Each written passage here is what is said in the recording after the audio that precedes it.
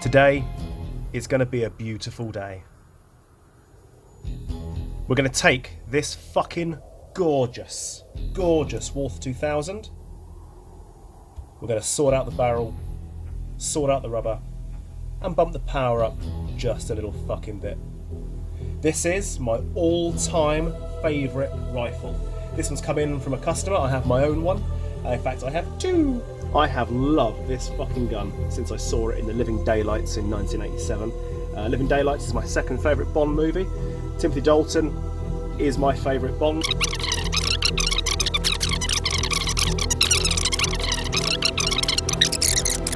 Look at it, the WA2000 does an amazing thing. Now, what you may not know about this gun is that it is an Aries, and because it's an Aries, it's fucking shit. I mean, the weight of it is unbelievable. It's so fucking heavy. The mag takes dummy rounds or, 7.62 or whatever ammo. Just a dummy thing, because the mag itself, for the Airsoft ammo, is up the front. All the way up in here. You speed load the ammo into that hole, and you take this big long tube, and in it goes. Because it is a shit to get the mag out, the owner has put a magnet there.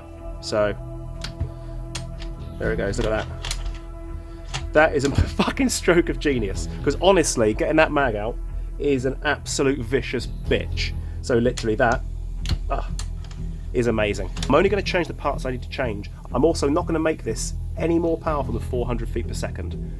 Okay, FPS, failed player syndrome. Yeah, okay, we can go a lot more powerful with this if we wanted to. It is VSR 10 base, but if I can't get spare parts and it breaks, there's no point fucking doing it. Might as well leave it the power it's doing. This really is a low-powered gun. They come in as low as 290 FPS sometimes. So we're going to give it a chrono. We're going to change out the parts, and the budget on this is only about 200 quid, including the work. So I'm not going to go berserk with all the fucking parts I put in this. I'm going to go with whatever I can get that is decent. It's not going to be a heavy usage gun. It is in case he wants to use it.